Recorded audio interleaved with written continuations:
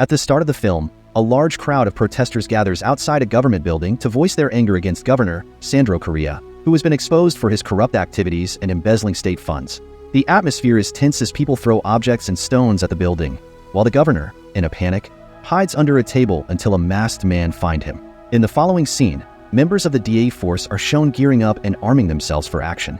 They soon arrive at a location where a man is casually enjoying his coffee, and it turns out to be Governor Sandro. The officers swiftly apprehend him and bring him to their headquarters for questioning. While Edu and Miguel are taking Sandro to the interrogation room, they are praised by their colleagues for successfully capturing the corrupt governor. During the interrogation, the officers confront Sandro with evidence of his wrongdoing, but he responds with threats, vowing to eliminate anyone who tries to reveal his corruption. In a desperate move, he even attempts to bribe the officers in hopes of escaping the charges against him. After a while the governor enjoys an extravagant lunch, his lawyer shows up to discuss his connections within the prosecutor's office. He reassures the governor that he will soon be released from detention and may only face house arrest during the ongoing investigation. Meanwhile, at the DAE headquarters, the commander holds a brief meeting and reveals that the evidence against Governor Correa regarding the misappropriation of the health budget is lacking. Consequently, he decides to permit the governor to return home under house arrest. Later, Miguel and his friend exit the office, and Miguel heads to meet his daughter, who is waiting on the street with her mother to go to a football game. He surprises her with a t-shirt, which makes her really happy. As he helps her put it on, her mother captures the moment with photos. After that, they get into a taxi, but they have to leave out because of a traffic jam. While walking toward the stadium, tragedy strikes when his daughter is suddenly shot and begins to bleed. Miguel quickly rushes her to the hospital's emergency room for urgent care. When they arrive at the hospital, the doctors quickly take Miguel's daughter, Alice, into the emergency room, telling Miguel to stay outside. He waits anxiously, and after a while, he decides to go in, only to find numerous seriously ill patients lying unattended in the hallway. Disturbed by the terrible state of the hospital, he spots his daughter Alice lying still right in front of the operating room. When he questions a doctor about the delay in her treatment, he learns that the hospital doesn't have enough operating rooms, causing many patients to wait for their turn. After a long time of bleeding and postponed care, Alice's pulse gradually fades, and she passes away. Later, Miguel's ex-wife, who is also Alice's mother, arrives at the hospital and is heartbroken to find out that their young daughter has died. In the following scene, the governor is granted bail and released from jail because there isn't enough evidence against him. He steps up to the microphone to declare his run for the presidency, vowing to boost funding for healthcare and public hospitals while promising to enhance the well-being of the citizens. At the same time, Miguel is jogging through the streets, lost in thoughts of his daughter, convinced that her death was due to the poor conditions of the hospital. He feels that if the healthcare system had better facilities and equipment, his daughter might have survived. He is deeply upset that patients are often overlooked and neglected. As he jogs, he stops at a store and sees the news about Governor Correa's release, learning that he was not found guilty of any corruption or misappropriation of health funds. This news infuriates Miguel, filling him with frustration towards the system. He then encounters a group of protesters outside the government building and, overwhelmed by his anger, lashes out at the police officers present. The officers fire tear gas at Miguel, which makes him difficult to breathe, but he wears a mask. Being a skilled special forces operative, he manages to take down several of the police officers. He then climbs up the governor's building, breaks in, and eliminates some of the governor's bodyguards before locating the room where the governor is hiding out. Miguel then unleashes a flurry of punches on the governor, ultimately leading to his death. The following day, Miguel is back at work, and the chief at the headquarters instructs him and the other DA members to look into the protests that erupted during the demonstration. He tells them that the investigative team has apprehended multiple suspects thought to be the brains behind the protest.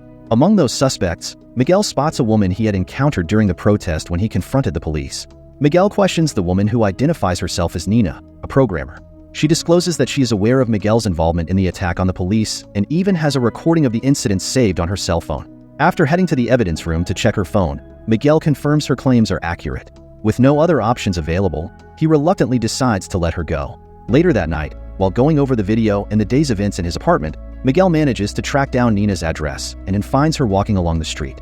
Nina then presents him with Governor Correa's laptop and offers her assistance in investigating the misappropriation of medical funds and hospital supplies. It dawns on Miguel that Correa must have had accomplices in this scheme. Nina then hacks into Correa's personal laptop, uncovering vital information about other individuals involved in the corruption, and shares the profiles of the politicians who were part of the embezzlement plot. Miguel sets his sights on corrupt officials and politicians responsible for embezzling health department funds, systematically killing them while wearing the same mask to conceal his identity. As the news of the killing spreads, Miguel approaches Nina at her workplace, asking her to uncover the sponsors behind the corrupt officials' campaigns. Though Nina initially refuses, Miguel tempts her by promising to reduce her imprisoned mother's sentence. Troubled, Nina visits her mother and asks about the importance of truth. Her mother tells her that truth is merely an illusion, as what is true for one person may differ for another. In the following scene, Nina uncovers the profiles of the sponsors backing the corrupt politicians and is shocked to find that Gomez is behind it all. She hacks into the surveillance system of a building where Gomez is meeting with Minister Regina. Meanwhile, at the head office, Edu reviews the suspect files related to the governor's death and stumbles upon Nina's profile. He pieces together that the masked vigilante, known as the Awakener, is targeting Minister Marta Regina next. Edu attempts to warn Miguel but fails to contact him. Determined, Edu rushes to the minister's building, where he confronts the masked figure. A chase ensues, and Edu shoots Miguel, wounding him. Injured, Miguel goes to Nina, who helps treat his wounds. The following day, Miguel and Edu share their findings, which uncover that Minister Regina was in cahoots with Antero Gomez, the financier behind the corrupt officials' campaigns. Determined to dig deeper into Regina's involvement, they propose an investigation, but their chief dismisses their report and forbids any further action. Frustrated with this order, Miguel decides to take drastic action and plans to eliminate Gomez. He makes his way to Gomez's home, where Gomez is dining with several officials, including his son, who is hesitant about stepping into the role of president. Gomez tries to reassure his son, but in a shocking turn, Miguel shoots the boy to force Gomez to confess his wrongdoing. However, Gomez uses his son's death as an opportunity to gain public sympathy and announces his candidacy for president. Meanwhile, a shadowy figure, revealed to be a private investigator hired by Antero Gomez, continues to look into the mysterious deaths of Gomez's associates. The private spy, Siqueira, personally hired by Gomez, digs deeper into the murders and uncovers that the killer has an accomplice. His investigation points him toward Nina's boss, whom he suspects is aiding the masked vigilante known as the Awakener. Convinced of his findings, Siqueira confronts Nina's boss and eventually kills him. When Nina arrives at work and discovers her boss's lifeless body, she panics and rushes to Miguel's hideout. Unbeknownst to her, Siqueira and his men are tailing her and arrive at Miguel's place at the same time. An intense attack ensues, and Miguel tells Nina to escape while he provides cover amidst the gunfire. As the battle rages, Miguel dons his mask and begins taking down the attackers one by one. During the chaos, Siqueira manages to capture Nina and takes her hostage. Cornered, he offers Miguel a grim deal: Nina's life in exchange for the assassination of another presidential candidate, Julia Machado. With no other choice, Miguel reluctantly agrees to Siqueira's terms. Eventually, the police show up at Miguel's secret location. Edu and his crew realize that this is the place where the Awakener has been hiding out.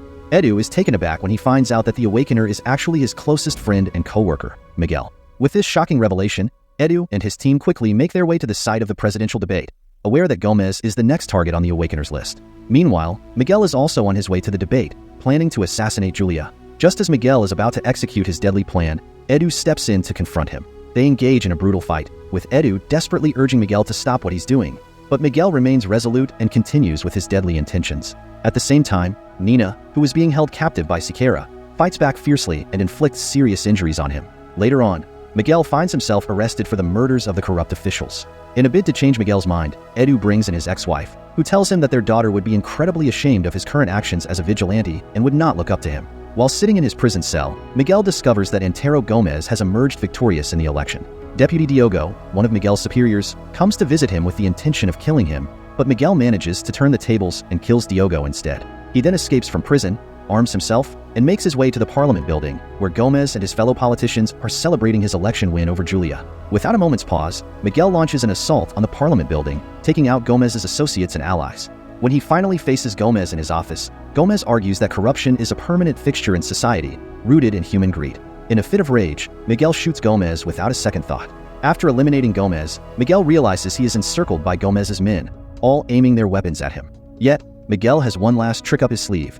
He had previously rigged a bomb in his car. He triggers the explosion, leading to a massive blast that obliterates the building and seals his fate alongside it. The following day, when the rescuers, police, and forensics team show up at the crime scene, they discover just the mask of the Awakener, but Miguel's body is nowhere to be found. The movie concludes with the Awakener taking aim from a rooftop, hinting that his mission might still continue. Thanks for watching. Like and subscribe for more interesting movie recaps.